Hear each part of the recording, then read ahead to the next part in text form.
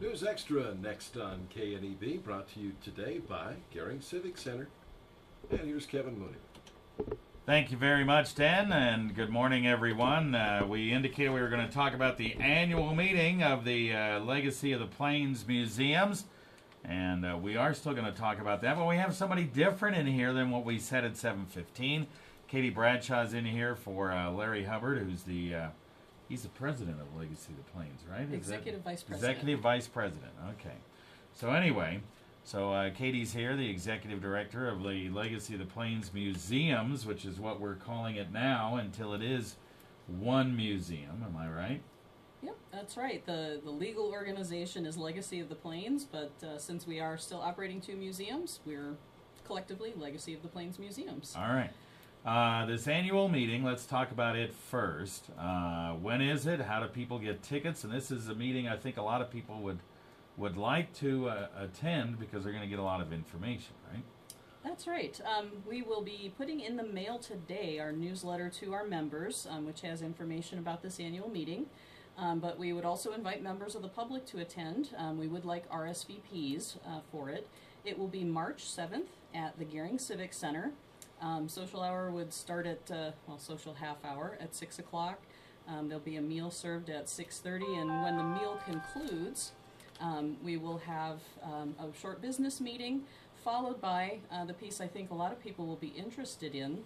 There'll be a presentation by Exhibit Design Associates, and that is the company that we have hired to help us parse the Farm and Ranch Museum story and the North Platte Valley Museum story into a comprehensive exhibit that brings out the identities of both museums in a way that flows elegantly. We'll put it that way. Yeah, and these folks have already even had some initial ideas about what they'd like to do, right?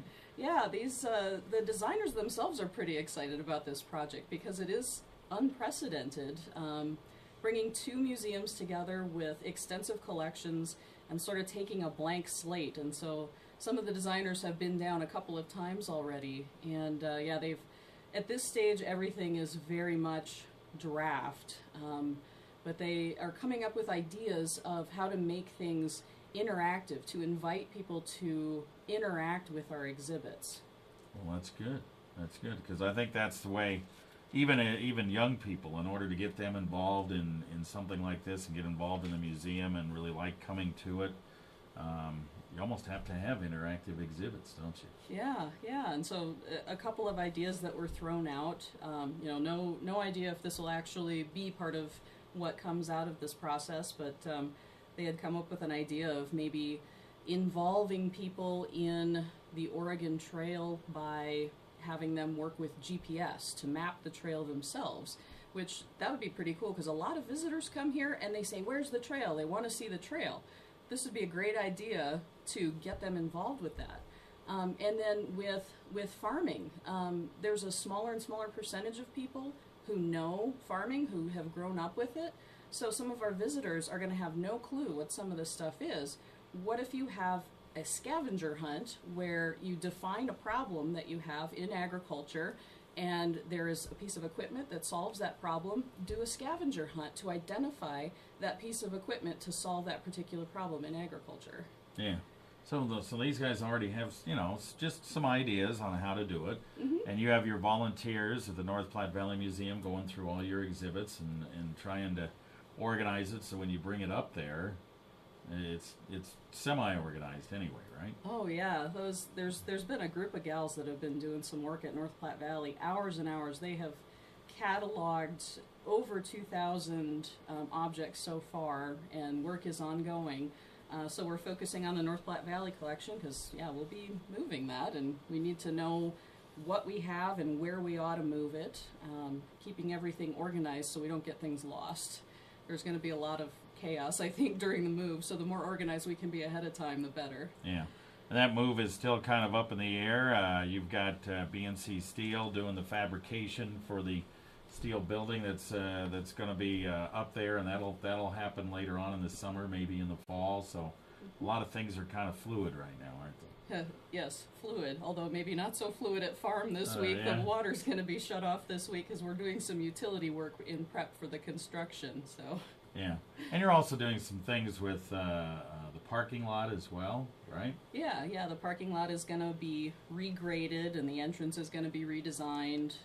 We'll actually have concrete paving on our handicap parking spaces, so we'll get some improvements to the parking lot while we're doing the landscape work. All right.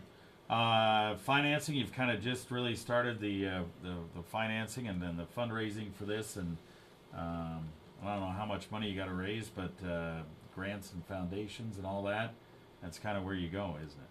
Yep, and we just And private donors. we're in kind of the quiet phase of the capital campaign right now, so we're kind of we just started that. We have some folks going out and making some inquiries in the community, and so we'll keep moving forward from there. All right. The RSVP for this annual meeting and the meal is coming up. Well, it's not coming up real fast, but you'd like them to do it as soon as possible, right? Yeah, well, it's a week from today. A week The from today. RSVPs are due on March 4th at 4 o'clock. So you can call the Farm and Ranch Museum at 436-1989 to RSVP. If you would like a meal, that would be $15 a person. So it's pretty inexpensive, and you get a lot of information out of that meeting. So I would expect you're going to have a pretty good crowd that night. That's what I'm thinking. So that's why we would really appreciate the RSVPs. And yeah, earlier would be better so that we can plan. So. All right. That's once again by a week from today at 4 p.m. Just give the Farm and Ranch a call at 436-1989. We're all excited about it, Katie, and excited about the whole project, and we wish you the best. We really do. Well, thank you very much, Kevin. All right. Thank you.